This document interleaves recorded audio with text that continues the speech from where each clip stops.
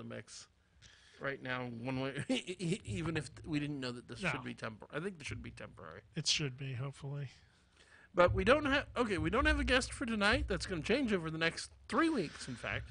But we should hit our first sponsor, then we can talk about our guests, and we'll get into tonight's topic. Okay. So for those of you out there who like to read, and that should be most of you, I hope, there's a great resource you may not be aware of called Audible. Audible is a resource of tens of thousands of audiobooks.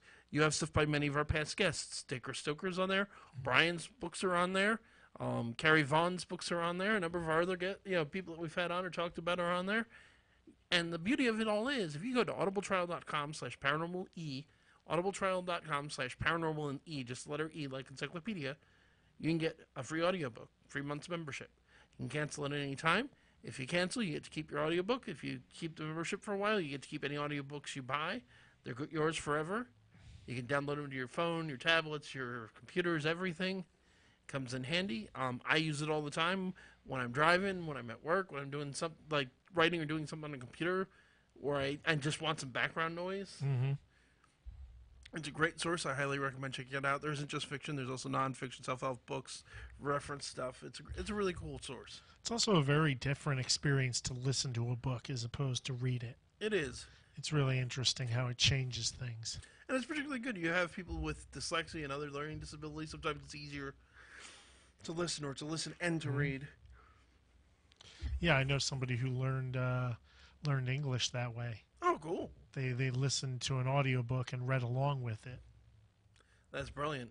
I knew kids in high school, and this is the 90s, so technology was nowhere where it was today, who had various learning disabilities, so they'd read and they'd use the audiobooks to help overcome those. Mm-hmm. But yeah, check it out. The link's in the description if you forget, audibletrial.com/paranormal-e. But let's talk about guests in tonight's topic. So tonight's topic is going to be a concept that's popularly known as ancient aliens. Or astronauts. Or ancient astronauts. Would be Ancient Aliens is the name of a show, so you might not want to... my apologies to the infringe show. on the copyright there. Particularly since I don't know the show, so I wouldn't even know if it relates. Oh, yeah, it's on History Channel. It's all about it. So, yes, it does. It's the guy with the hair. The aliens! Aliens, yeah. Okay, that guy. That's where it came from. If anyone doesn't know what we're talking about, it's this premise that the pyramids, the Stonehenge, and various other wonders of the ancient world were built either by or at least with the assistance of alien life forms. We're going to get into this. We're going to get into some of the weirder things that humanity has built over the millennia. And there's some really cool things out there that have some genuine mysteries about them. Mm-hmm. But before we do that, I do want to give a nod to the fact we've got a whole bunch of guests coming up. So the next 3 weeks, we're going to have guests. In fact, we're going to have 4 guests in 3 weeks. On the 21st, we are going to be hosting 2 good friends of the show, John French and Patrick Thomas. If you're not familiar with them already, John French is now retired. He just retired about a week ago. Crime scene supervisor for the city of Baltimore, who also writes detective fiction, paranormal detective fiction. He's written a couple of pulp era novels about a character, The Nightmare, which has been described by his friend and writing partner Patrick Thomas as, imagine the Shadow if he was played by Brendan Fraser. Patrick is another fantasy writer, and they're both favorites of mine. And he writes, primarily the thing he's best known for is a series called Murphy's Law about a bar in New York owned by a leprechaun. Yeah. We've had both of them as guests before. They were very enjoyable. They're great guys. They're a lot of fun. We're looking forward to having them. It's partly just because they're great guys. They're a lot of fun. And we need to put them on together because they do a lot of collaborations. It's also just the fact that with John's retirement, I wanted to invite him on and celebrate that and honor the fact he spent 40 years in the field. That's pretty awesome. He's written textbooks, so the man knew what he was doing. I know we can't talk specific cases because open cases and things of that nature, but maybe we can get him to talk about crime scene supervising in a general sense. Yeah. Yeah, find out how close it comes to what you see on Yeah, TV. and there'd be some of the cases, some of the types of cases. Like I know he's mentioned before, he's worked on serial killer cases before. Maybe you could talk to us about what it's like working on that kind of case without getting into the specifics. Yeah. We'll see. So the week after that, which would be the 28th, we're going to have another guest I'm excited about, which would be Soros the Skeptic. Soros is a fellow YouTuber. He is, sort of the enemy camp, if you will, because he's an atheist, where I'm a Christian. But he's a really nice guy. He has a great channel. He does a lot of work on religious topics, debunking religious people that I also personally disagree with. Particularly, I've spoken before about how strongly I feel about the fact that homosexuals deserve to be treated fairly and with compassion. So he's talked a lot about the nut jobs who think they should be literally killed. I mean, we're not just talking about people who don't want them to get married, literally think they should all be executed by the government. He's done a lot of stuff about, like last week's topic about the dangers of woo and how the most recent video I saw on his channel was how debunking this idea that apparently celery juice will cure almost everything. Really? Yes. That's interesting. And my comment on this was, wait, you're ruining one of the most basic values of eating celery. Did you know that celery actually is negative calories? Yes. Because I did hear about that. It burns more to eat it than it does. Chewing celery burns more calories than you get from celery. Because it's fibrous. But it's like, if you drink it, you're not chewing it anymore. What helps? So you're not even getting the negative calories. I mean, it can't be very many calories if it's negative to begin with, but seriously. Yeah. And it doesn't have a very strong flavor, so I can't imagine the juice would be like really tasty or anything. Yep. I've never been a big fan of celery for exactly the reason its flavor is. So the week after that, which will be the first week in April, which is April 4th, we're going to be having a friend of mine on by the name of S. John Ross. S. John, for anyone who's not familiar, anyone out there who's a geek like us, who's a gamer, you've probably run into some of S. John's work, even if you don't know the name. Some of the things he's done that are notable, he worked on the Silicon Valley Tarot. He worked on actually he created, as I understand it, a game called Ursia, Grave of Heroes, Rhesus, the Game of Everything, Warehouse 23, GURPS Thaumaturgy. He's written stuff for White Wolf. He's written a lot of paranormal type of games. He's a very nice guy. We're looking forward to having him on. We'll be talking about all his work in gaming and as a writer in general. It should be a lot of fun. Yeah. That's it for now, but I think 3 solid weeks of planned guests is a pretty good start. It's an accomplishment for us. If you go to our Facebook, you can keep track of what's going on, upcoming guests, and all good things of that nature as well. So let's get into tonight's topic, and specifically this concept of did space aliens... did space aliens build the pyramids?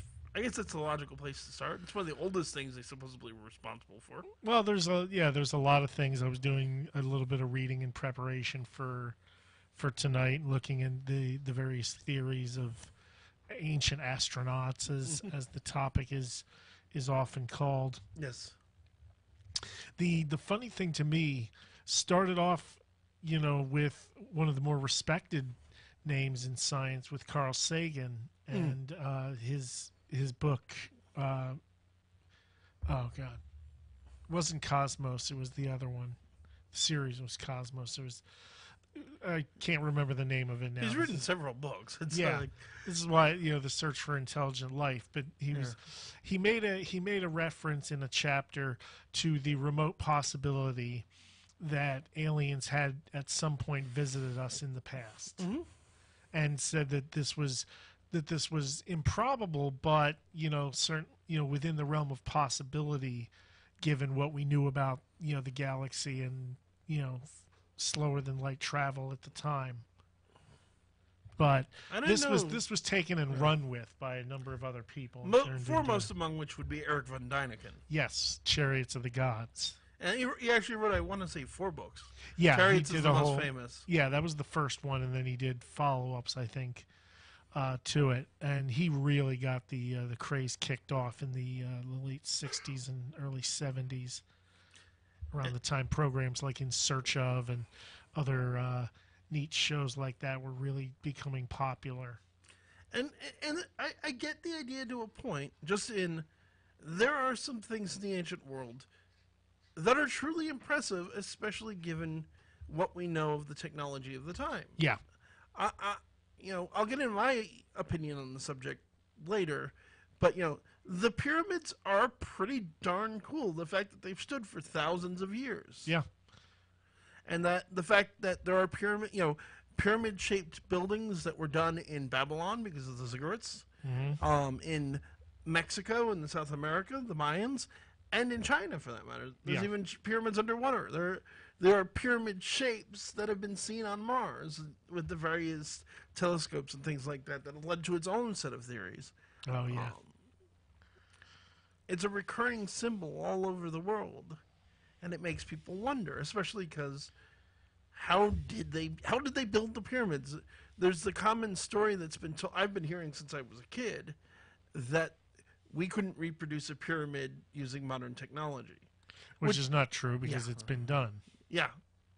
It's like, no, let's be clear. That's flatly untrue. Modern technology could reproduce a pyramid. Yeah. Now, what the Egyptians had in abundance was a lot of labor. Yes. The amount of human labor and dedication that is not likely to be found, modern day. You would have to sink billions of dollars into recreating something like a pyramid nowadays because things are expensive, but you had literally like almost the whole country chipping in and helping out, the whole empire, because to make at its height to make Egypt this happen. was pretty bloody big. Yeah. I don't remember the era at which the pyramids were built, how big the empire was then. It was like Khufu, I think, was the one that supposedly made the first pyramids for his burial chamber. But sounds about right. I don't. Yeah, I'm not a history and major. Beth isn't in the room at the moment, and she's probably of the three of us the one who knows the most. She's about the one that would know the Egyptology. most. Yeah. But the thing with the pyramids is we do actually know how they were built. One of the things that's interesting, particularly from a Jewish and Christian standpoint, is there's been a long-standing myth that Jewish slaves built the pyramids. Yeah. Without getting into the whole were the Jews and the questions about Exodus, and there are some historical questions even among biblical scholars about if Moses even existed. I am nowhere near educated enough on the subject to try and touch that with a 100-foot pole. But without getting into all of that, we do know that the pyramids, well, from what I understand, there was some slave labor force used just by virtue of somebody had to drag the stones into place. A lot of it actually wasn't slaves. It was actually highly skilled, revered craftsmen that were given tombs just outside of the pyramids. There are records that they actually went on. They had things like going on strike because they ran out of makeup. Yeah. I mean, there's a reality. There are records of this stuff. Although there's the counterbalance and defense of the biblical account is the Bible doesn't say, at no point does it actually state that the Jewish slaves built the pyramids. No, it just says they were slaves in Egypt. And, well, they didn't use slaves to build the pyramids to the extent that people thought. I'm pretty sure the Egyptians still had slaves. Oh yeah, they had other countries they had conquered. Yeah.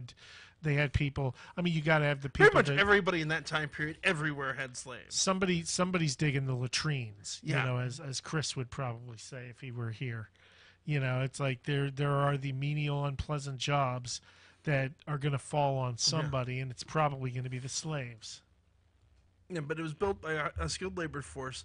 And in reality, there's another myth I've heard, which is that there are no half-finished or poorly built pyramids, which is also untrue. There's actually a pyramid that was built that wound up being upside down. But there's also the reality of, one, a lot of the early attempts that weren't so good, the Egyptians, I think, knocked them down. Yeah, it didn't work. Or reused the materials. They just you knock it down, you reuse the materials for something better. That would make sense. There's also the reality of, another question that often is raised is, well, why a pyramid? Why does this shape recur all over the world? The answer there is actually pretty simple. The most stable, naturally occurring shape is a pyramid. Yeah. If you smash something, the rubble tends to fall into the shape of a pyramid, in fact. Yeah. The Egyptians were actually pretty smart. It's also, it gets easier to build the taller it gets. Yeah. Because you're using fewer materials as you go up, as opposed to a square structure where you've got to have all the same amount of stuff all the way and then try to build a stable roof on it and all that. And if you're in an area that floods or, you know, has earthquakes or whatever, you want something that's going to hold up.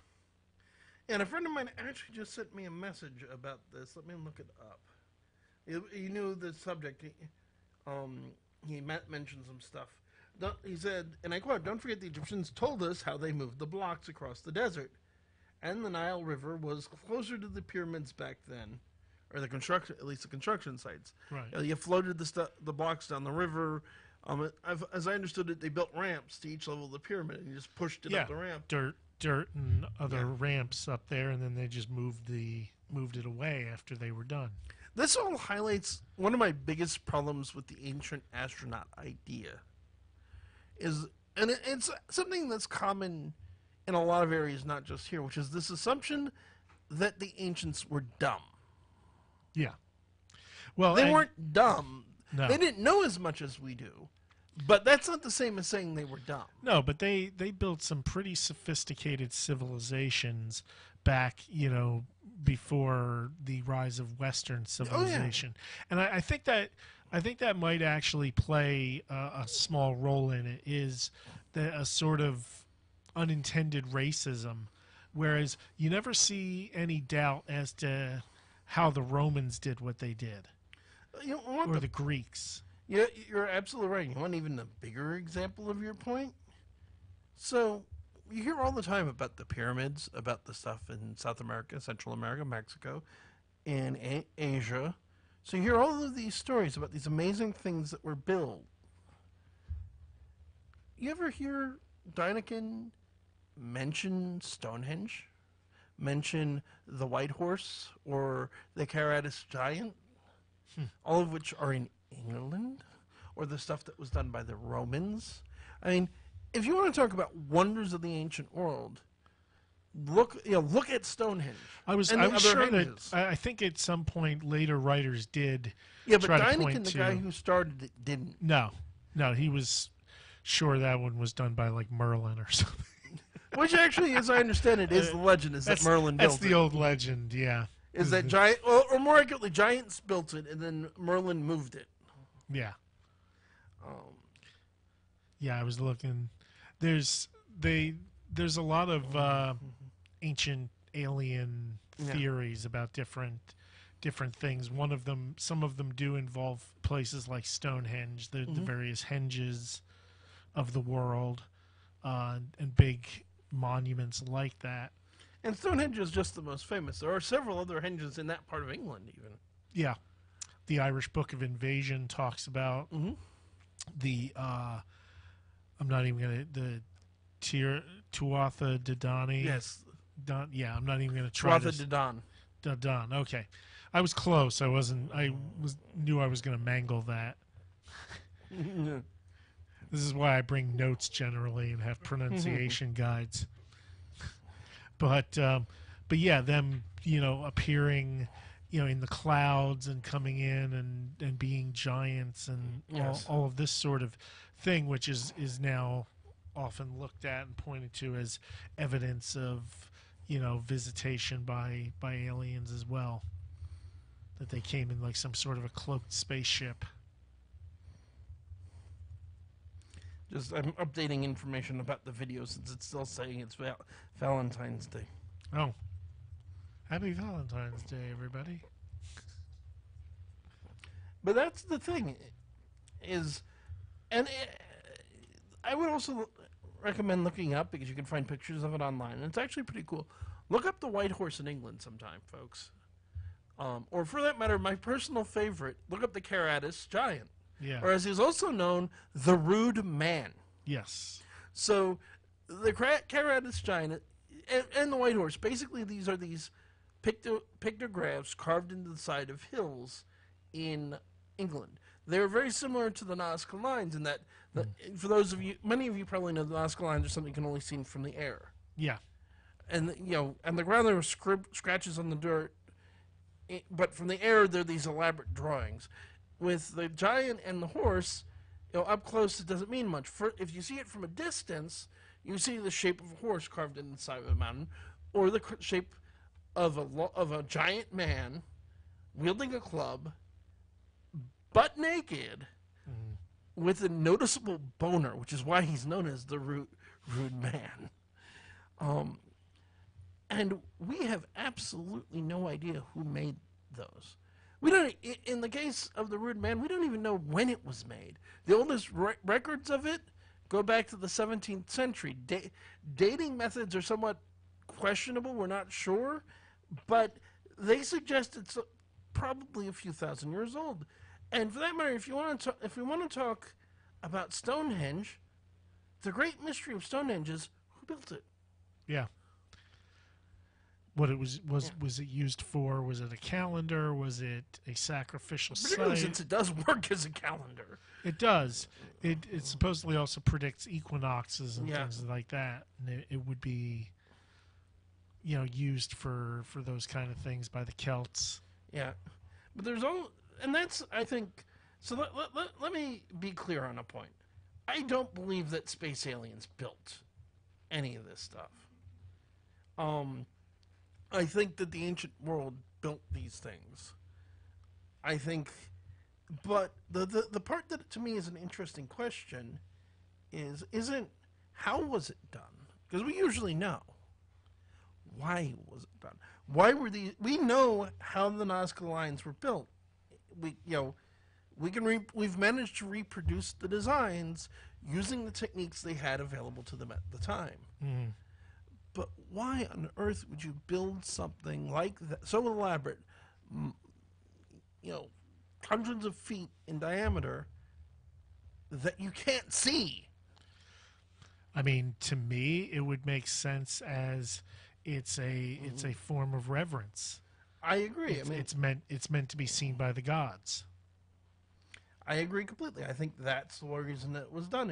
It's in honor of their gods. It's in honor of supernatural beings, and this then gets turned to, well, it's in honor of space aliens. Why? Why can't it just be? I mean, even from a purely archaeological, scientific standpoint, without getting into the existence of gods and spirits and things of that nature, why can't they just have believed there were supernatural beings looking down on them? If you look at a lot of mythology and folklore, traditionally the gods are seen as being from above. Yeah. Which also gets turned into proof, which is another part of this we'll get into in a minute, but supposedly this is proof that it's aliens. That's why they see them as coming from above and from the heavens, is because, well, it's space aliens coming from the heavens. Now, what do you think of that? I mean, that one, if for example, aliens did theoretically come down at some point in prehistory, it would certainly be a possibility that it inspired some beliefs and some legends. I think that is a legitimate point. Particularly, I would point to, and I bet you're familiar with this. You know about the cargo cults? Not offhand. Okay. Not by that name. I bet you know it once it's explained to you. But let me explain for our listeners. So during World War II, there was the reality of drops. Supplies would be dropped to various islands for troops stationed there. Sometimes it got missed. Sometimes things like that happened. So some of the natives would just notice, these guys would stand out there with landing lights to direct the planes on where to drop supplies, and then gifts would rain from the heavens of food and medicine and other things that the tribe wanted. Okay. So that these tribes, we found years later, were building crude runways, crude versions of landing lights, and enacting all the things that an actual drop site was doing in a very religious and ritualized manner, thinking, well, it worked for them. If we do the ritual, the gods will come back and give us things as well. Okay. All of this was also the inspiration for a movie I'm not a fan of, but many people are, The Gods Must Be Crazy. Oh, yeah, where the Coca-Cola bottle. Yes. It's the same sort of idea, and it is this real. So certainly, I think there is some logic to this idea that if aliens came, they probably would be seen as gods. You know, I don't think that's what's going on. I don't think that's what's going on, though. I mean, if we want to take religion out of it and withdraw my opinion as a religious person that there are, in fact, spiritual beings, there are evolutionary reasons that we develop beliefs in gods. The one that I've most often heard explained for the development of religion, which comes, as I understand it, from Richard Dawkins, is as humans developed this awareness of the fact we die, we needed a way of coping with that. The idea that we live on in some form after death is seen by some atheists as a coping mechanism to deal with the fact inevitably you're going to die.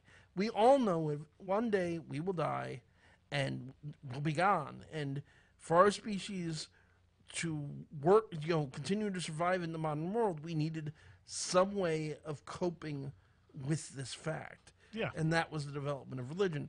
Another thing I would point to is actually something else that comes up in the paranormal, which is our brains are designed to look for patterns. Yeah.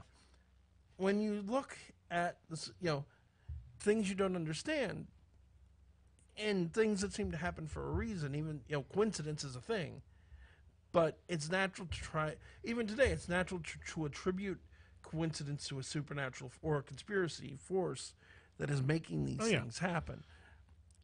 I don't think it's a giant reach to say that's the origin of religion. No, magical thinking is a pretty common phenomenon among people, attributing things that happened outside forces and trying to put some sort of a sense to the chaos of what happens in the world all the time.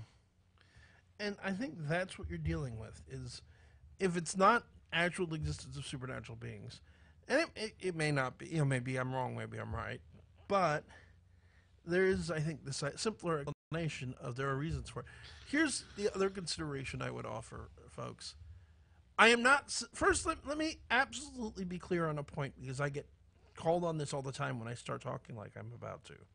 I am not saying that alien life doesn't exist, or more accurately, that alien life never existed. But here's what you've got to realize. Saying that alien life exists is not the same as saying alien life has the ability to come here.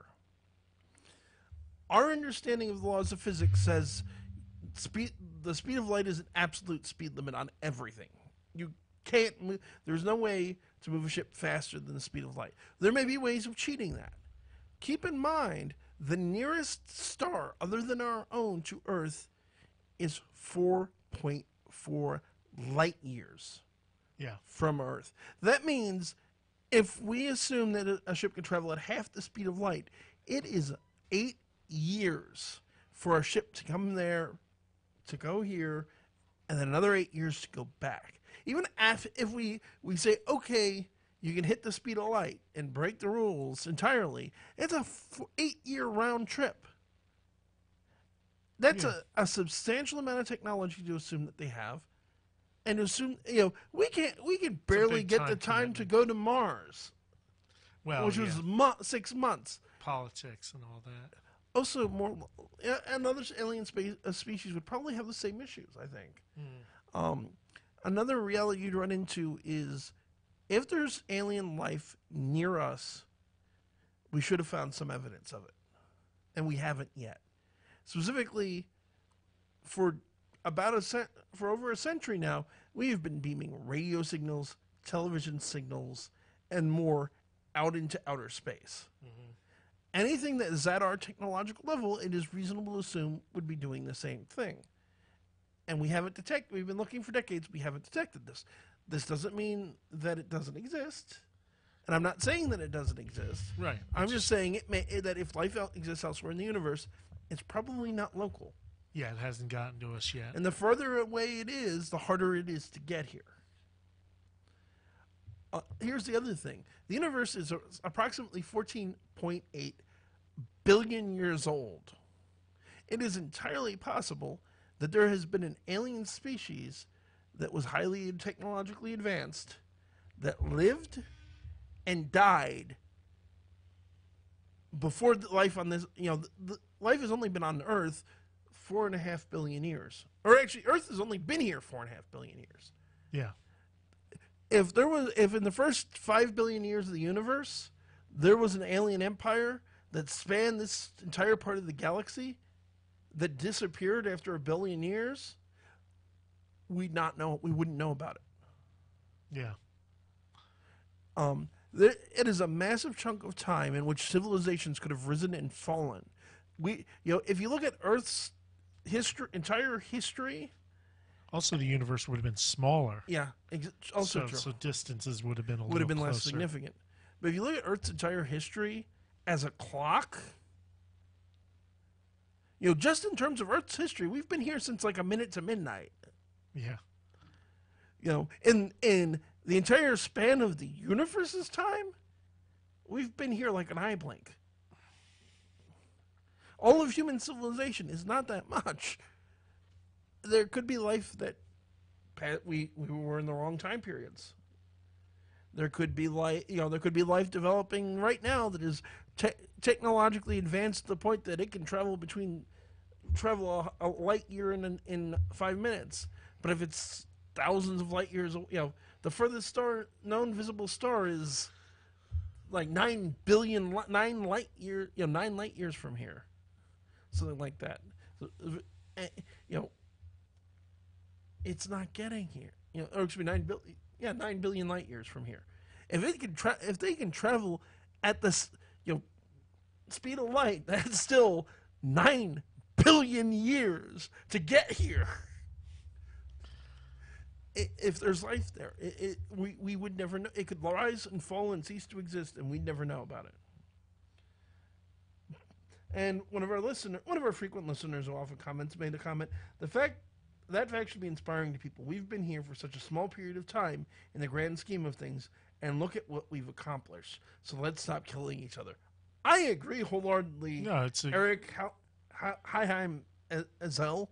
I mean, we've done amazing things. Yeah. I think it is fantastic. I think that it is fantastically improbable that a highly advanced alien species lived in the right time period, lived in the right part of the galaxy, came here multiple times, and seems to have stopped for all intents and purposes. Also, why on earth did they build this? Why would they have had us build the pyramids? What purpose? From an alien perspective, what purpose does it serve? Oh yeah, there's the whole Orion belt thing. Have you heard that? The pyramids line up with Orion's the stars. Yeah, and it's all a big thing to journey the pharaoh's soul to Orion's belt. Well, there's the other one that's always interesting. Have you ever heard of the pyramid inch? No. So if you take the Great Pyramid and you do a bunch of fancy calculations and figure out what they call the pyramid inch. So it's a length of measurement. It's not actually an inch. It's a proportional inch compared to the size of the blocks and everything. And map this out through the corridors of the Great Pyramid and map this to recorded human history. At every major event in human history, there's a room or something, and this supposedly is predictive of history. And truth be told, nice. In defense of this idea, as silly as it sounds, there's some truth to it. But if you take the Washington Monument, do the same kind of calculations, and apply it, you get the same sort of thing. Again, yeah. Coincidence and we know is that, a thing. And we know that one wasn't planned with anything like that, unless you buy into the Masonic conspiracy theories and all that. But I think that's the thing people are forgetting. There are wonders of the ancient world that there are serious questions about. Why was Stonehenge built? Why was the Nazca lines drawn? And there's also just... Was Atlantis real? That's another good subject, because aside from aliens, Atlantis is another popular explanation. Yeah. There's a super technologically, magically advanced society known as Atlantis that was usually thought to be in what's now the Atlantic Ocean, hence Atlantic Ocean. that they went out and did all of these things. Oh, yeah. Here's the thing, folks. As our producer quite correctly reminded me in a conversation recently, Plato, who's the first person who wrote about Atlantis, openly admitted in the works about Atlantis that it was a work of fiction. The point of Atlantis was a parable. It was to illustrate points he was making about politics and society. It wasn't to suggest that it was a real place. It may very well have been based on a real place. There is an island in the Mediterranean that it's a volcanic island, and if you read the original Plato, it's a series of concentric circles. Oh, is this Santorini? Yeah, I believe that's the one. Thank you, because I couldn't remember. But you have a volcano in the middle, and then you have a concentric ring of land with water in it, and then a ring of water around that, and a land, and a ring of water around that, and a land. And it's very similar to how he describes Atlantis. So yeah, he may have been right. inspired It was by thought a real place. that place did have Yeah. a civilization going for a while during the height of the Greek But stuff like Crete And that's a Minoans. perfectly reasonable thing. And it was destroyed by volcanic. There was a big volcanic eruption, sunk a large chunk of the island. This kind of thing does happen, and it isn't unreasonable that people would associate, a volcanic eruption with the wrath of the gods. Yeah. Apparently, Maddie says, "Happy Pi Day, Kevin." She left, and something unrelated about because she was over the other night, and she's saying thank you. She says she's enjoying the show even without Chris, which is our usual co-host, and she's yeah. Nice. Eric also comments, all joking aside, I think the only possibility of aliens having been involved with us would be something insanely ancient and doing some sort of life seeding, which is another interesting possibility. Yeah. Panspermia. Yeah. Because the most popular, the most well-known, and the most tested theory of life on the Earth, how the first living organism became, is what's known as abiogenesis. It's the soup. It's the right chemicals came together at the right time, at the right amount of lightning, and you got the first amino acids that eventually bonded together, and you got proto-life, which would be viruses and things of that nature, and developing complexity. And there's some evidence of that. If you put what our best educated guess of the chemicals of the ancient world, of the early Earth together in the right quantities, in the right atmosphere, you can actually produce the beginning amino acids, and you can even get them to start to link together. But abiogenesis is not a theory, it's only a hypothesis. We're not certain. Right. One of the other major hypotheses is, particularly because the big problem with abiogenesis, we're not really sure about what the atmosphere at the time was like, is what's called panspermia, which is the idea that life started on maybe Mars and then came to Earth primarily via an asteroid. Yeah. And we find ancient asteroids with these amino acids and with other signs of life on them. Because there's this common idea people have that when we talk about panspermia, we're talking about aliens specifically leaving life on Earth. And that's not the main theory. There's what's called directed panspermia, which is, yes, the idea that space aliens came and dropped off DNA.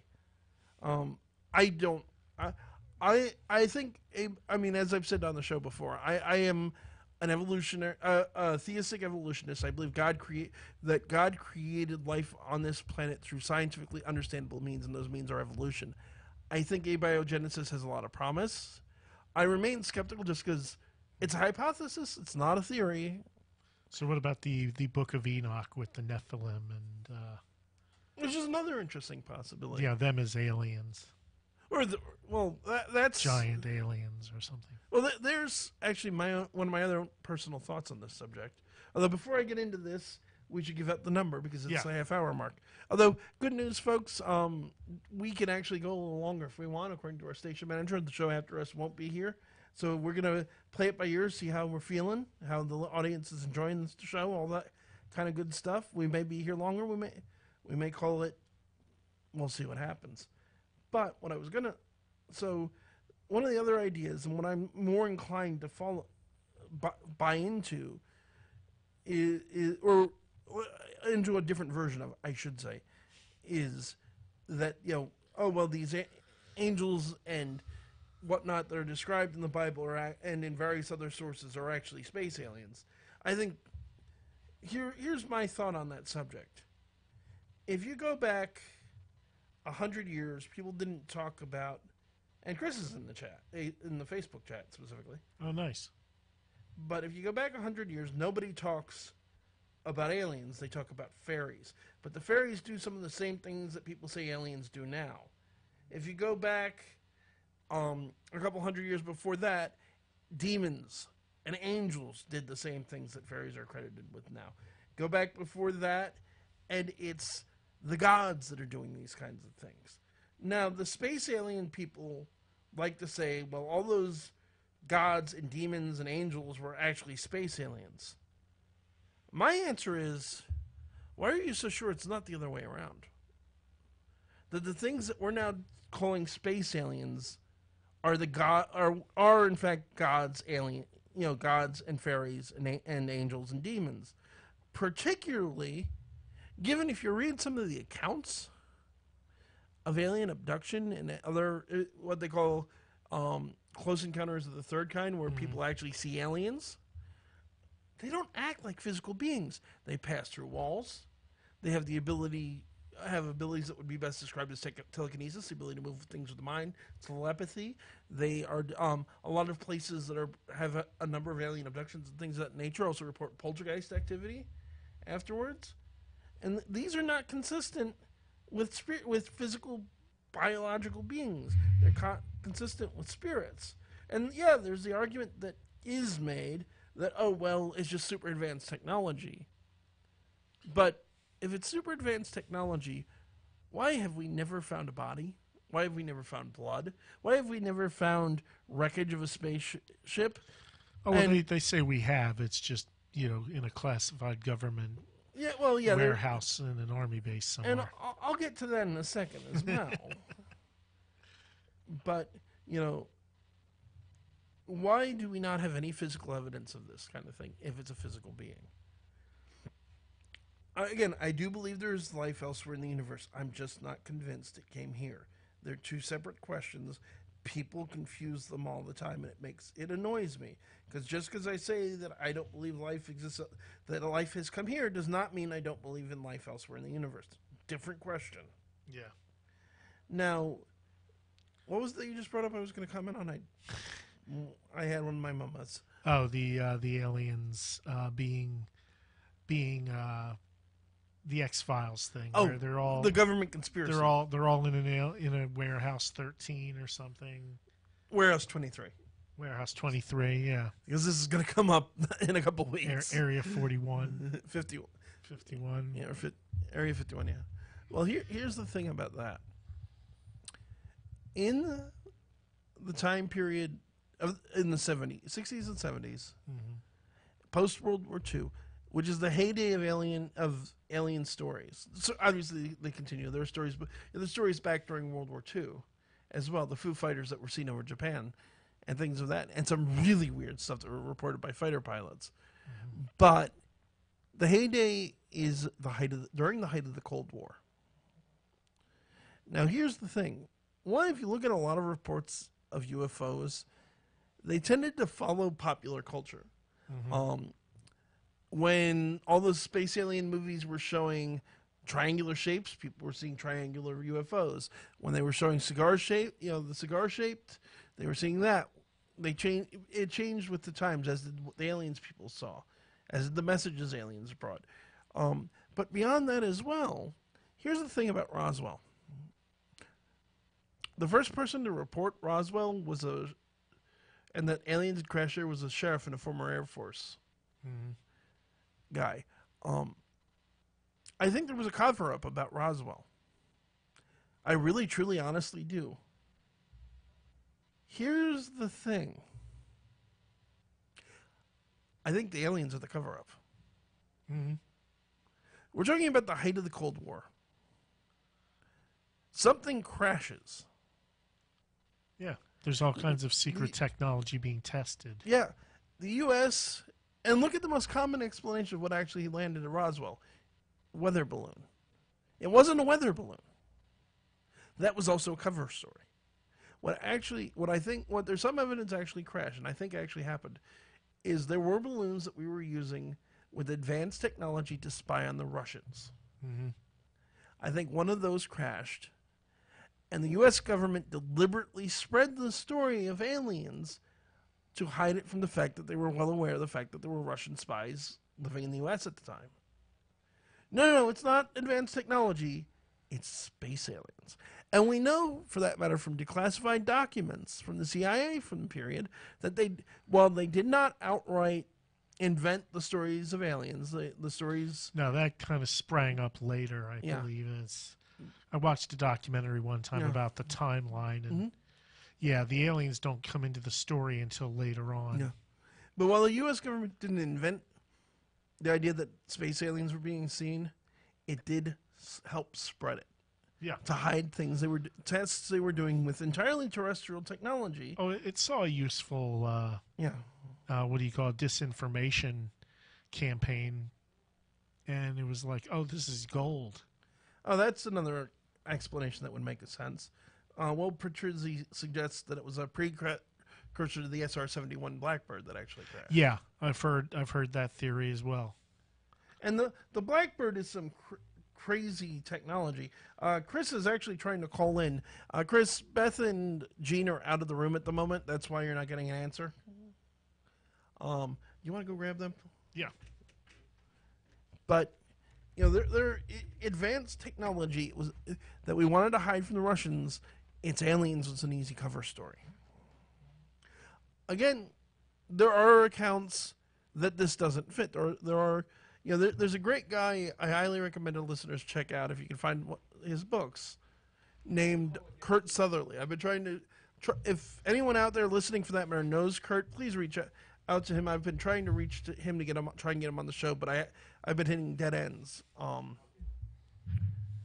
But the thing is, Kurt is a reporter who's worked on the alien thing for years. He even worked with worked in the Air Force for a while, and Kurt had an opinion that the majority of alien UFO sighting. Chris, you there? Hello. See, you guys mentioned government conspiracy, and now all of a sudden, you guys decide to do it when I'm not around. Yeah. Sorry, buddy. Understood. It's not like there isn't plenty more we can get into in the future. Yeah, we miss you. Yeah, I'm sure you guys do. I miss you too. I'm curious as to what a lovely explanation you gave to our very lovely listening audience as to my absence. Tell them the truth that it's a work thing. Yeah. Oh, well, there you go. That's a good one. I like that reason. Might as well. It totally isn't because of aliens or anything. Or it has nothing to do with any secret government black sites. Like no, he has clearly not been kidnapped by aliens. Nor has he been kidnapped by the government for what he knows about aliens. Yes. Honest. So do you want to weigh in? I can neither confirm nor deny. Of course I'd love to weigh in. This is me we're talking about here. So what is your thoughts on Roswell? Well, having been stationed near there for the better part of a decade, which is kind of gives me a unique perspective. Just a bit. There's a lot of stuff out there. There's a lot of stuff out there that can't be explained. There's a lot of stuff out there that can't be explained that's in development by our lovely folks at either General Dynamics or Lockheed International or God knows how many other lovely little defense contractors we have out there. And other influences that I can't speak to. Yep. That's all I can say on the matter. Which is also as opposed to, I'm sorry? I was going to say, that's what I think of that's what I think I should say Area 51 was. It was a testing ground for experimental technology.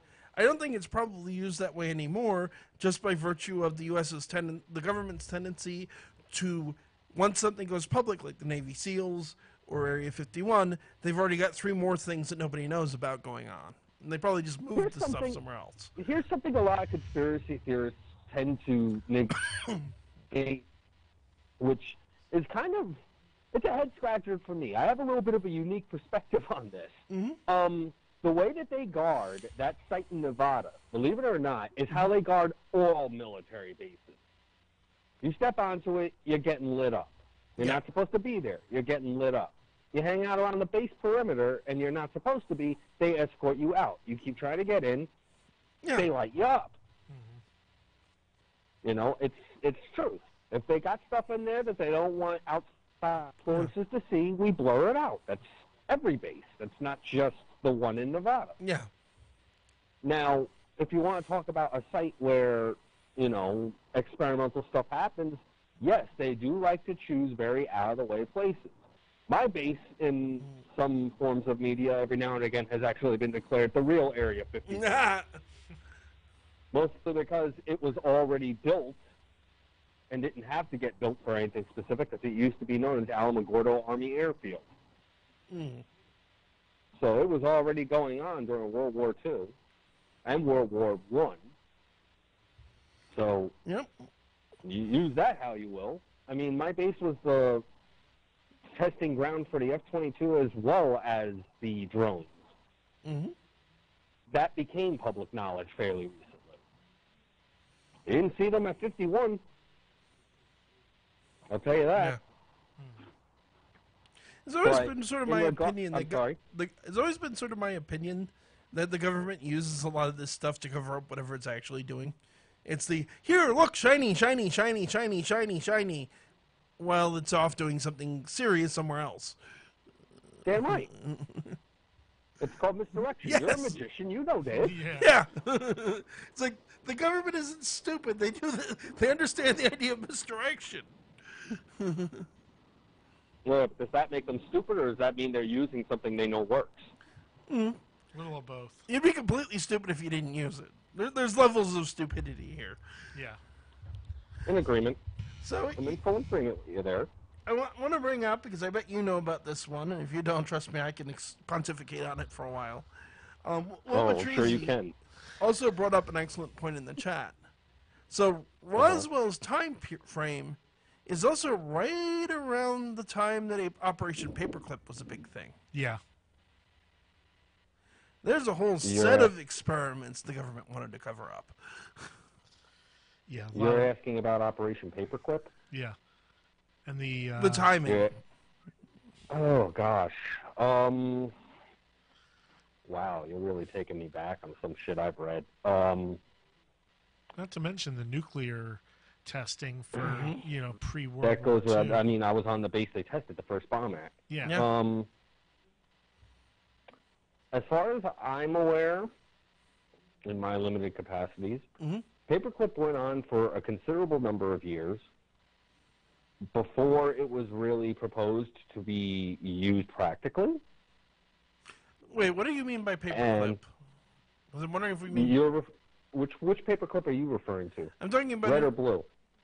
I've only ever heard of Operation Paperclip, which was the post-World War II plan regarding the scientists. That one in particular, that one's still going on. Although most of them are probably dead, given it's been more than 60 years since the end of World War II. Yeah. Considering, all right, I'm going to throw a little bit of logic at you here. A lot of the information that they presented to the United States military as well as the United States government, granted, the original sources are dead. Oh, yeah, the technology is absolutely still being used. Oh, damn right, and it's still being elaborated upon, it's still being experimented with, and it's still being put to some form of testing. Chris, I'm betting... Therefore, the operation's still in full spec. I just meant specifically the original part of hiding the scientists. Do you want to fill our listeners in on what Operation Paperclip is? Operation Paperclip was originally a get all the scientists together, as well as several different scientists around the world, in order to be able to find practical use for any and all types of nuclear technology technology development We're talking about within two the United different States things. government for the purpose of either A, acting as counteractive to Russian and or other country aggression towards the United States. Oh, no. We're talking about two different things. Okay, then hit me with what you got. He's talking about the X-Files paperclip. No, I'm not sure how X-Files it is. So, Well, it was used in the X-Files as a not so major plot shocked. point. So at the end of World War II, we had an issue of the fact that, as horrific as they were, the Nazis had a number of brilliant scientists, particularly rocketeers, and a number of people very clever with the use of chemical and biological weapons, and B, a whole bunch of intelligence assets that were very familiar with what the Soviets were up to. Or is it you know? What? Or Not just say. So when I say Operation Paperclip, it traditionally means it was an effort by the Office of Strategic Services, what would eventually become the CIA, to hire Nazi war criminals and scientists. The problem that they had is Harry S. Truman, who was president at the time, signed an executive order allowing German scientists to be hired under two stipulations. One was the scientists could not be guilty of war crimes, and the other was that they couldn't have strong ties to the Nazi Party. Just about everyone the OSS wanted was a card-carrying Nazi, and most of them were also involved in war crimes. Because you had to be. To get anywhere in the Third Nazi Reich Germany. at that point, you had to be a Nazi. So, Wow. Paperclip hatched the OSS hatched what's known as Operation Paperclip, which was the creating of fake backgrounds for these war criminals to allow them to be hired by the U.S. A number of whom were later outed by the media. Some of them were even put on trial for their war crimes. The biggest and most famous example of this happening, and you want to talk about, would be Werner von Braun, the man who virtually invented the U.S. space program. Yeah. And played a major role in the I'll give you development of that. the V-2 rocket. Yeah. The man who built, actually the whole team that built the V-2 rockets for Nazi Germany was just about all of them, something like 500 people, were hired by the U.S. government and given the job of creating rockets, not for war, but to get us into space. The Saturn rocket. That's what you think. Oh, I'm sure they were used for war too. But the Saturn II rocket that put the first Western satellite into orbit was built by Nazi scientists, run by this man Werner von Braun, who was a major figure in the development of NASA. He actually wound up working with Disney on a couple of projects before he died. Now, in Braun's defense, as the war criminals we hired went, he was not the worst. There were some far more horrible people we hired. In fact, Braun got in trouble and even spent time in prison because the Nazis very quickly realized he was more interested in getting into outer space than he was in building weapons of war. Well, I mean, here's something I'm going to pose to you that's a little bit of a conspiracy theory. You might like this one, because I'm not really one for conspiracy theories too often. I'm a king of fact. Yes. Okay? The space program was a cover-up that kind of steamrolled into an actual program. Okay. Okay? The original idea of trying to race the Russians to space, okay? The only reason why that happened was because we already had the scientists in place. We already had them over here trying to develop defense technologies. It was the only reason why they were here. Well, yeah, the two-stage rockets we used were based on war.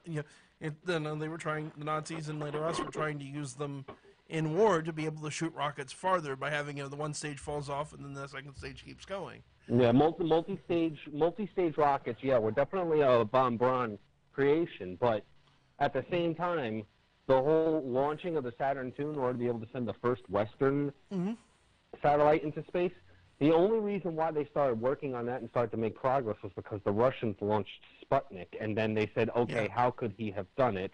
This is the intel that we have. Can you tell us how it worked, and can we come up with our own design? So in other words, he had not come up with an original design for that specific purpose. What he was working on was ballistic missiles, intercontinental missiles, specifically to go short distances within our atmosphere. He didn't realize we'd be having to do anything to break the atmosphere until he saw the Russians pull it off. Which is interesting, just because, I mean, from everything I've read of the man, he was genuinely interested in space. He wanted to get out there. That is the general consensus that, yes, he was interested in space. However, he was specifically hired on to create weapons of war within the atmosphere weaponry. That was all he Not was brought in shocked.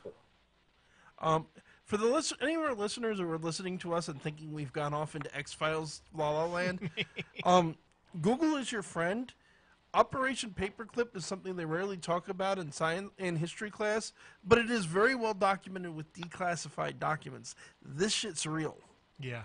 Look up Werner von Braun. His ties to the Nazi Party are real. For that matter, a much worse example would be a man by the name of Nicholas Klaus Barbie, Oh God, yeah, Barbie. who was known Oh, as God. he was the Butcher of Lyon. He murdered thousands. He ordered the torture and murder of thousands, mostly Jews, but other undesirables by Nazi standards. This man, when the war ended, he was snatched up by the Russians and put to work in espionage. We stole him away and we put him to work in Bolivia, basically spying for us. He was on vacation in Europe. He was recognized and he was put on trial for his crimes and executed. And you want another example of all this? It's also particularly fun. We talk a lot. Everybody knows, I think, for the most part in the United States, about Dr. Mengele and the horrible tests. Mengele. Yeah, Mengele. Yeah. And his horrible tests in the concentration camps. What a lot of people don't know is there was a unit of the Japanese military dedicated to the same type of unethical and biological weapons testing, known as Unit 731. There were 5 generals that were involved in 731 in particular.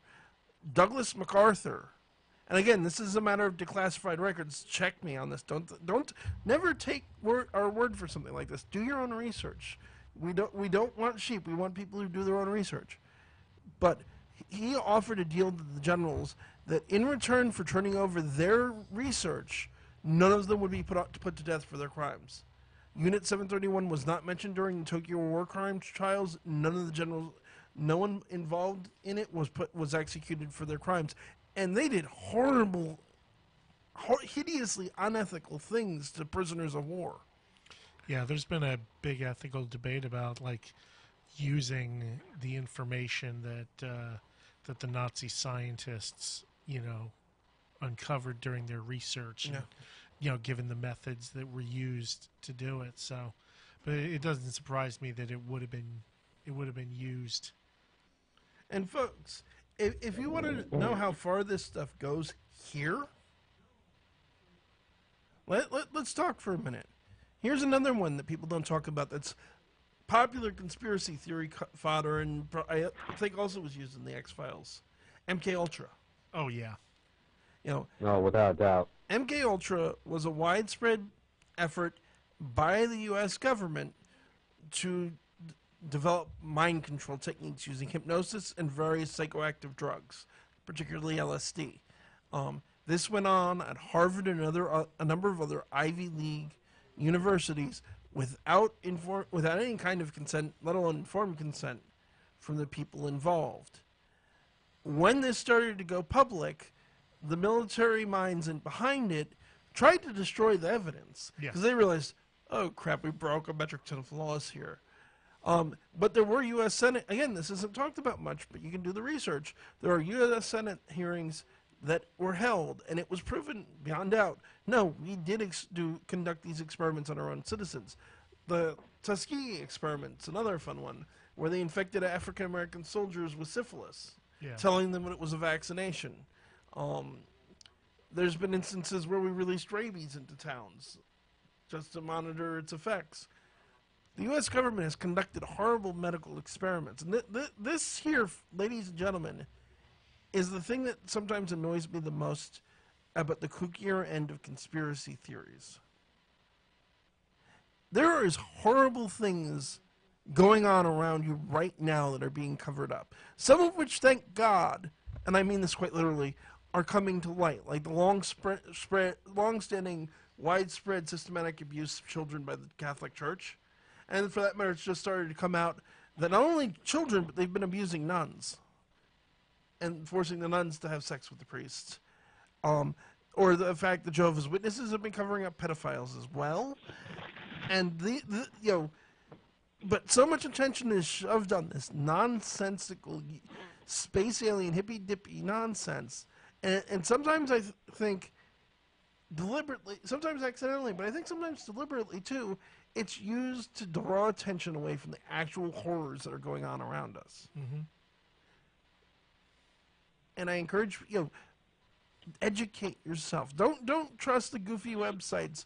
The stuff we're talking about here, MK Ultra, Operation Paperclip, Unix 731, information is publicly available from legitimate academic sources.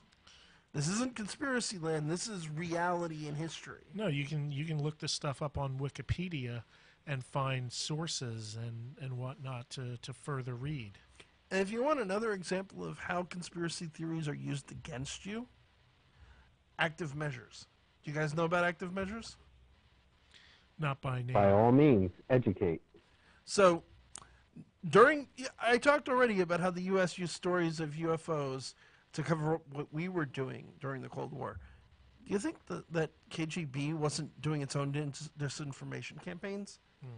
The KGB, during the Cold War, engaged in what it called active measures. It was efforts to destabilize Western civilization and make it more open to communism.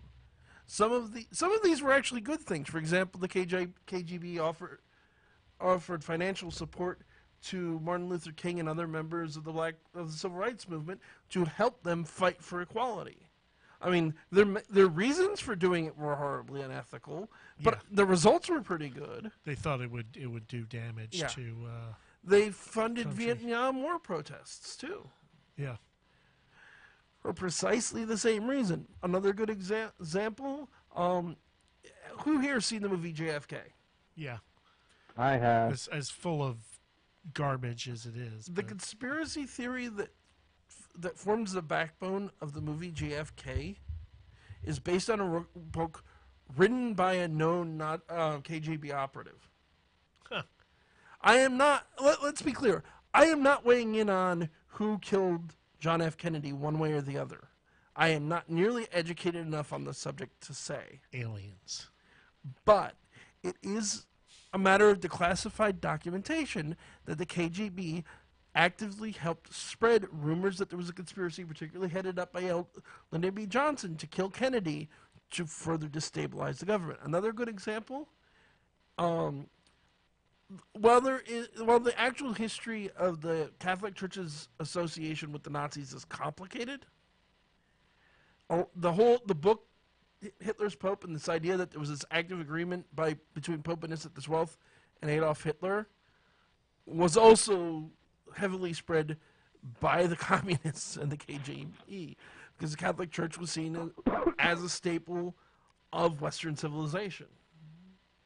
And the reality is, on that subject, although that's certainly something worthy of its own topic, the Nazis tried to assassinate the Pope. It's not exactly the most. They were working in complete collusion through the entire war. No. Oh, and there's something 322 brought up of really weird things going on around in the world today. I wanted to mention the number stations on shortwave radio earlier when talking about the Russian spies. I heard about it and then tuned into the Cuba one once. It's so strange hearing. For those of you who don't know, there are stations that you can hear on shortwave radio that is simply a voice reciting numbers. There are a number of different stations. Nobody has the slightest idea what the numbers mean. Well, somebody presumably knows what the numbers mean. But the general public doesn't know what the numbers mean. They don't know why they're being recited. It's just a series of numbers being recited over the airwaves. Some kind of code. Most likely, personally, and this probably wasn't true at first, but I strongly suspect some of them it's true of now. I think at least in some cases, it's people who set up ham radios and just scroll with people. Yeah. I believe it. That's a lot of work to go to, but yeah. Have you not met internet trolls, Brian? Come on. I know. Especially with the advent of modern, it would be very easy to do now with various softwares. Oh, and now things you like could that. now you could have it automated. Yeah. Historically, I don't think it's true. I think it's probably. I don't think it's space aliens. I think it was probably spies or something along those lines. Yeah. Although it may very well have been something very dully mundane. Even if it was, I mean, the reality, from what I understand, and I'm hardly an expert, Chris undoubtedly knows more than I do, whether he can say or not. But the reality is, from what I understand, the majority of spy work is not nearly as exciting as anyone who's listening is imagining. Oh, no. No, it's really not. I mean, it seems like a lot of CIA agents are actually more glorified paper pushers, because even the ones that work, I've read that even the ones that work in other countries, no. They sit in an embassy and read reports from local operatives that were that lived in the country, are natives of the country, and got hired to do this. Yeah, it's mostly paperwork. Yeah, It's like going police through work. information. yeah. Go through all the TV all the TV news broadcasts and radio and all of that, and the internet stuff, and sift through it and try and find patterns. And it's not nearly as exciting. Or you're not James Bond, is what it comes down to. No. And yeah, the reality is the numbers may. I even in that sense, I'd be curious. It's like, what requires them to be? I mean, they're recited for hours, and it's just numbers without a break, without any. It's like, why? And again, Why not? That's the answer. Why not? Yeah, that may very well be the answer. Just why not? That's why I think it's some sort of a coded, numerical transmission. Yeah, and that's why I think sometimes it may just. I mean, especially today, I think a lot of them are probably just people screwing with people. Yeah. Because, as Chris said, why not? Yeah. It most likely started off as something covert that, the casual listeners wouldn't pick up on. Though it is one of those things. I mean, there's a weird phenomenon that we know why, or at least we have good explanations for why. And there's the weird phenomenon we really don't. And I've never seen a good, calm explanation of exactly, even a theory of what the number stations are. I would put out there disinformation. Yeah. I mean, something like that. But it's meant for people to think that they stumbled onto something. Yeah. And decode it. And when they do decode it, it looks like it might be something legitimate or, valuable. But I have another theory. Yeah. I know that numbers transponders, usually for locations, spout out bits of data left and right. Okay? Now, let's say, for instance, you have somebody that doesn't have a radio transmitter to be able to translate those numbers into location data, but they do have a radio that could at least pick up a signal. What if those numbers that are being transmitted are actually just number data to allow somebody to at least understand, okay, they're throwing numbers in this particular pattern, but there's no rhyme or reason to what they may mean, but they're in this pattern, that means I'm going in this direction or that direction, or I'm headed towards this location or that location. Well, to go further back with it, things that we know from ancient times and what were they used for, you guys know about the Baghdad battery. Oh, yeah. Right. Again, for listeners who don't know, and I bet a lot of our listeners do, because, again, I always assume we have smart listeners, because we usually do.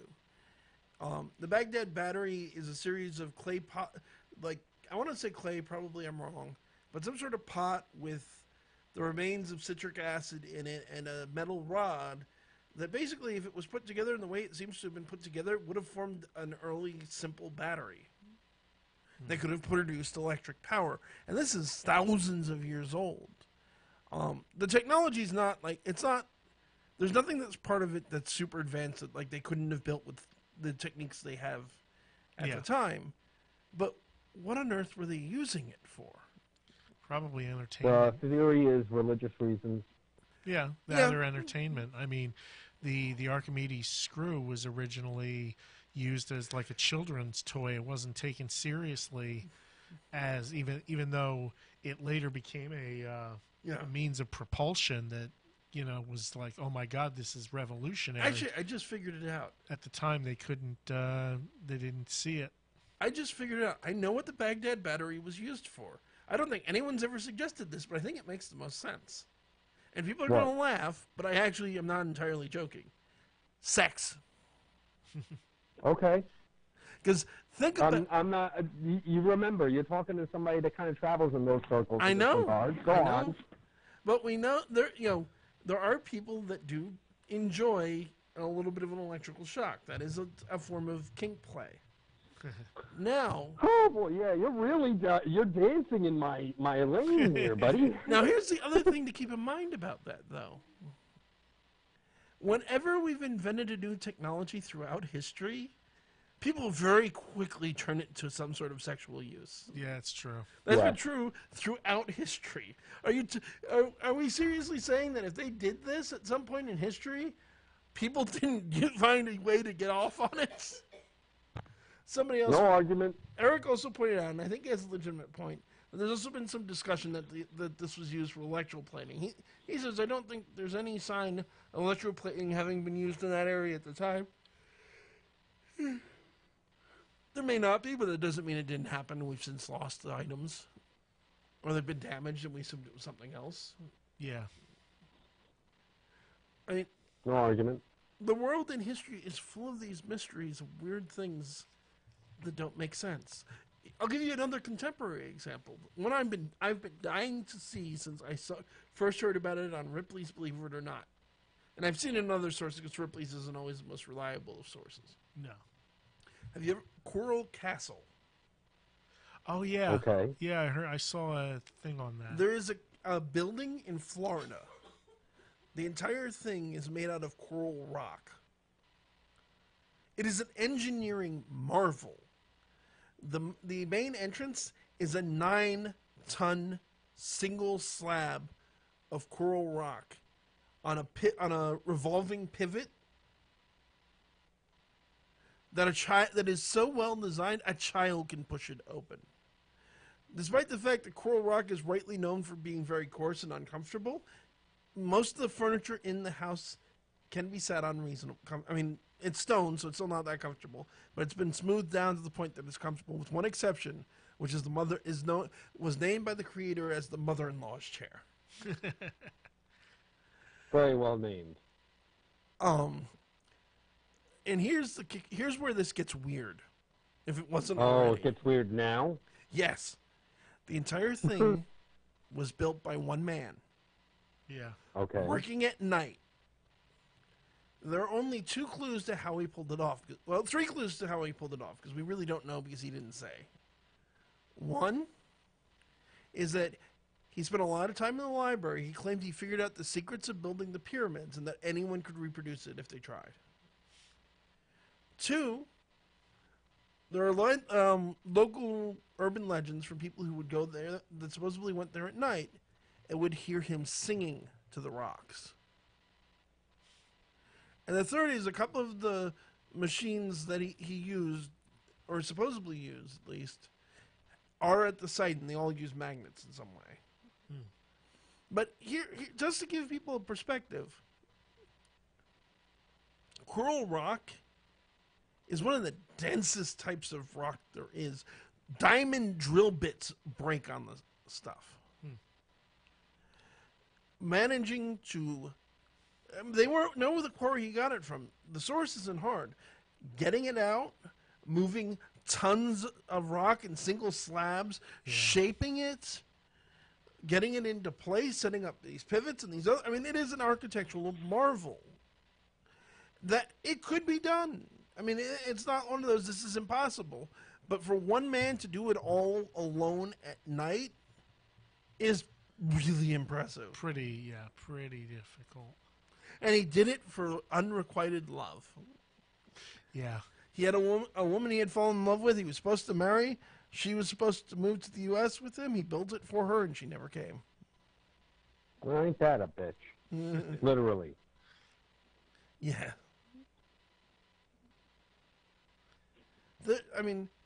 And it's kind of, I think my counter to the ancient aliens argument is the world is full of amazing things. Things we really don't entirely understand. Give our own species a little credit here. Yeah, human beings have accomplished some amazing things. You know, even the ancient world, we have this idea that the ancients were dumb. They were less technologically advanced than us in many ways. but they weren't stupid. I mean, Yeah, they made up for a lot with The sheer ancient- manpower. and they were also pretty darn clever. I mean, Yeah. the ancient Egyptians figured out, had the concept, and for that matter, the ancient Mayans had the concept of zero, which is an amazingly important concept in mathematics. Yeah, we didn't rediscover it until the Arabs gave it to us. Yeah. The Mayans, in particular, kept very careful track of the movements of the heavens. They could predict eclipses and asteroids and things of that night, comets and eclipses centuries in advance, just by careful observation and basically early science. For that matter, another perfect example: 200 years before Christ, a man by the name of Eratosthenes, who was the chief librarian of the Library of Alexandria, set up an experiment with a friend of his in another location, where they stuck a stick in the ground, measured shadows, at the same time, same day. He came within 1% of the diameter of the Earth, Yeah. just by careful observation of fact. Another good example that I alluded to earlier: evolution.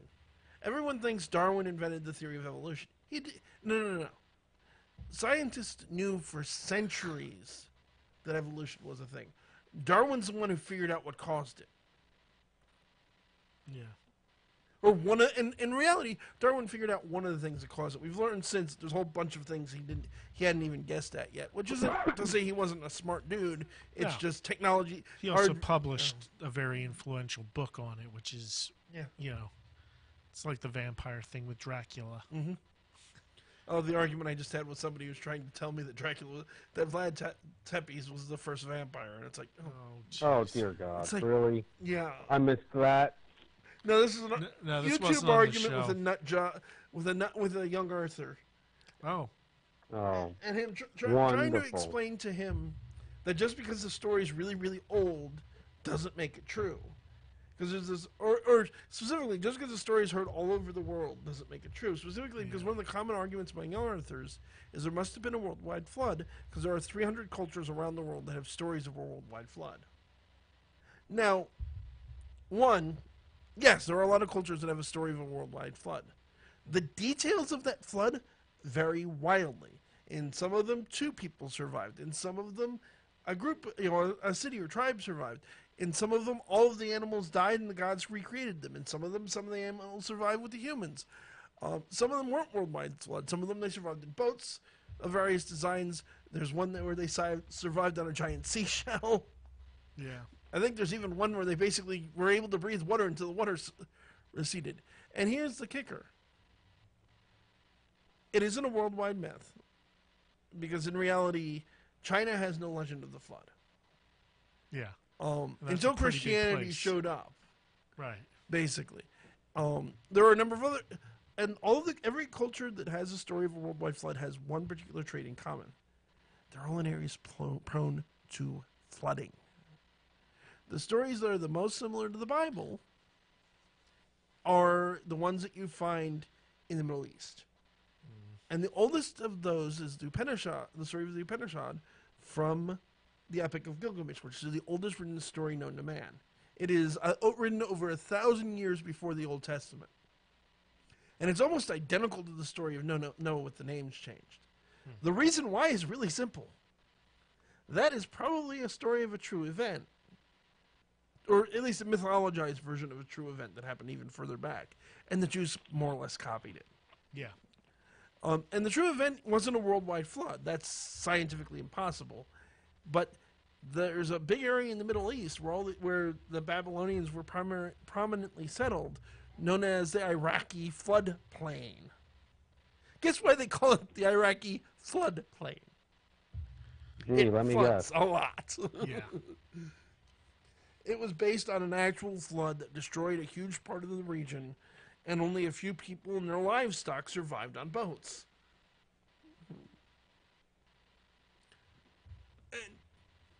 And a lot of the other... It's baffling. Yeah.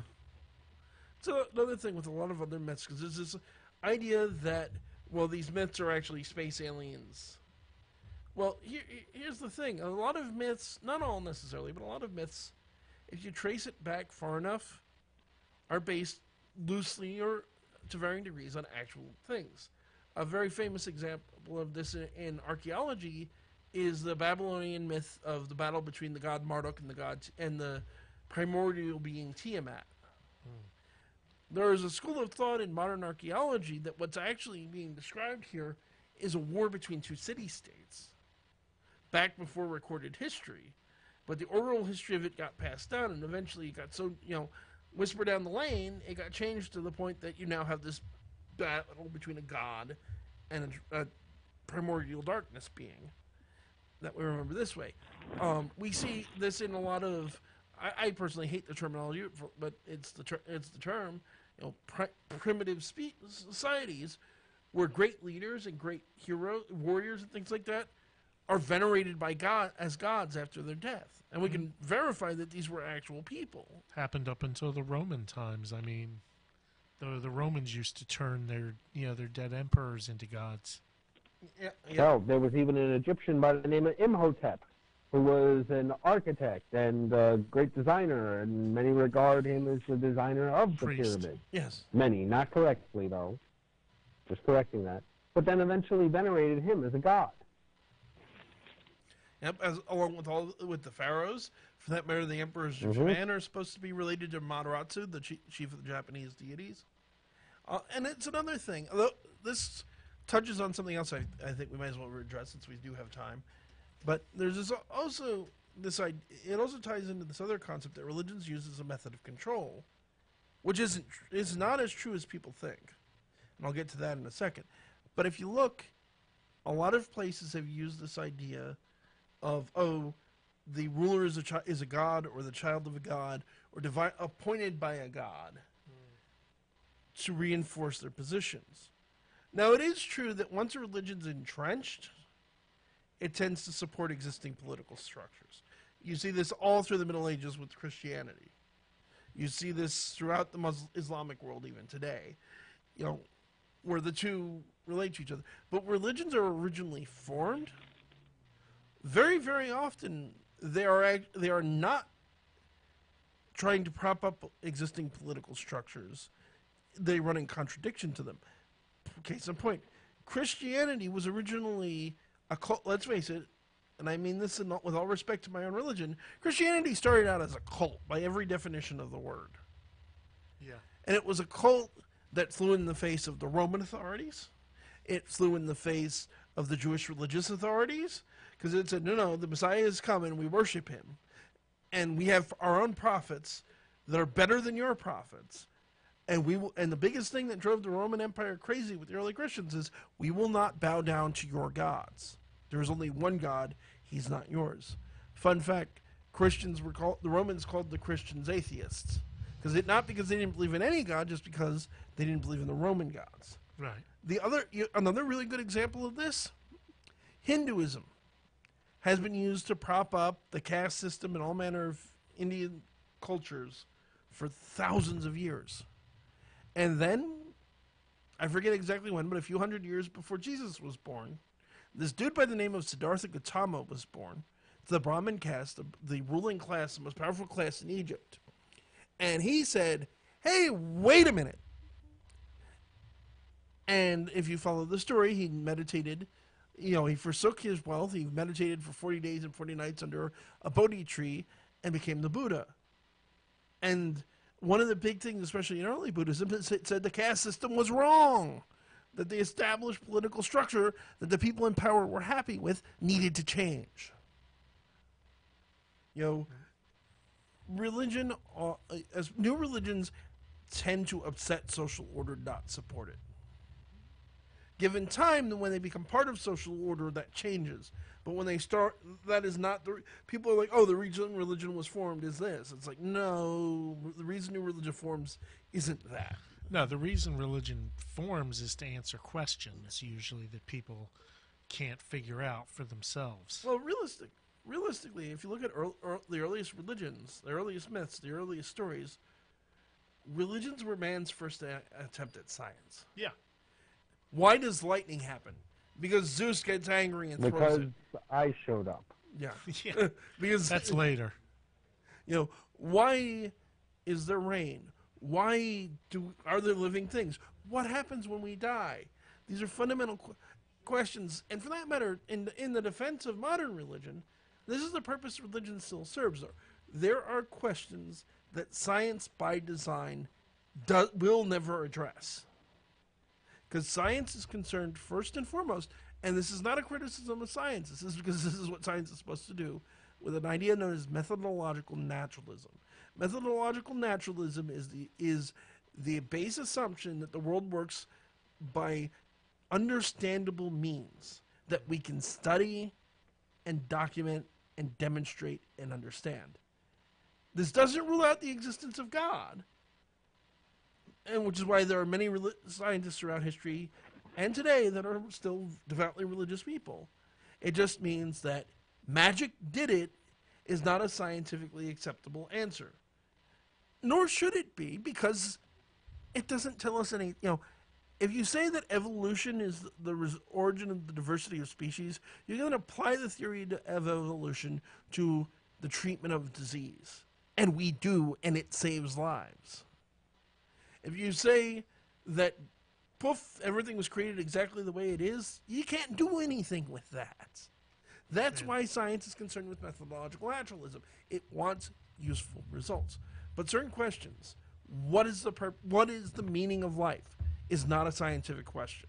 Yeah, that's for philosophy. Yeah, it's a mathematical one. 42. Fair. What happens when we die? Is there some greater being that cares about us looking down at us? You're never going to answer any of these questions with scientists. And I don't know anyone who does. And that's okay, and you don't need religion to do it either, because there's also this thing called philosophy that it tries to address these questions. You can address, there are people that believe in an afterlife without believing in gods, as strange as that sounds. Mm-hmm. There are people that believe in gods that don't necessarily believe in an afterlife. Yeah. Some aspects of Judaism. Yeah, there's the reincarnation idea that doesn't necessarily need, a god or gods to explain it. Yeah. There's a ton of, religion serves a purpose. It serves a purpose now. And it's not for everybody.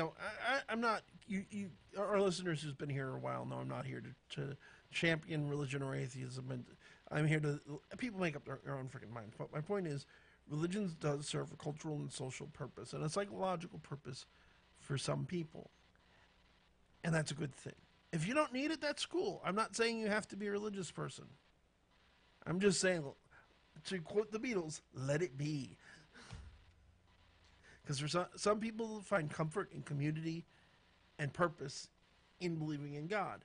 And I personally believe that they find those things in religion has value, whether religion's objectively true or not. And if you find those things elsewhere, that's cool too. I don't tell people how to live their lives. That's not the point of the show. So I think probably let's give the number out one more time, and then we probably might consider starting to wrap it up. I mean, we've got an hour and a half, I think. Yeah, I think we're good. Yeah. I mean, we've explored the topic pretty thoroughly and gone on some tangents as we do. Yes. So, okay, Exactly. folks, we're going to wrap up soon. If anyone would like to call in and weigh in. Oh, there's something else I need to mention. I'll mention after the phone number. You can call in 609-807-2492, 609-807-2492. Remember, we always welcome comments, even criticisms, as long as you can handle it like a reasonable human being.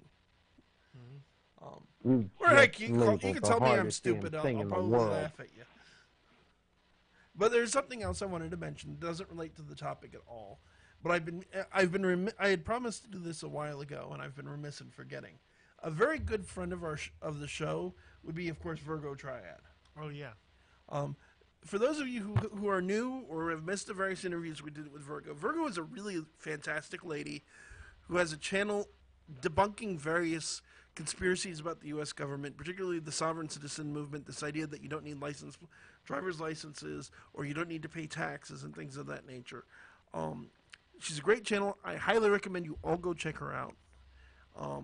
I also have heard through friends of friends, she hasn't been on YouTube as much in recent months, She is having some medical problems. She has a Patreon. I'm going to put a link in the description. You can also find it on her channel if anybody can give her the lady a hand. She does great content. She's been working for a while now on putting up a website as a clearinghouse of information about these sorts of scams and conspiracy theories to make it available to people, even to try to help people who have been hurt by these scams. If you guys can, I highly recommend helping her out. We wish her well. Yes. And Virgo, if you're listening or if you listen to this in future, we love you. You have a great channel. You have our support, and you are always welcome here. And at least one of our listeners, which is Darth M, said that Virgo is awesome. Heart, heart, heart. Yes, she is. I will say my personal theory, and we've joked about this before, is that Virgo is Wonder Woman. She's a woman. She fights crime, and she's absolutely badass. I can neither confirm nor deny that she's ever given me a ride in the Invisible Jet. Oh, yeah. We don't know nothing. Exactly.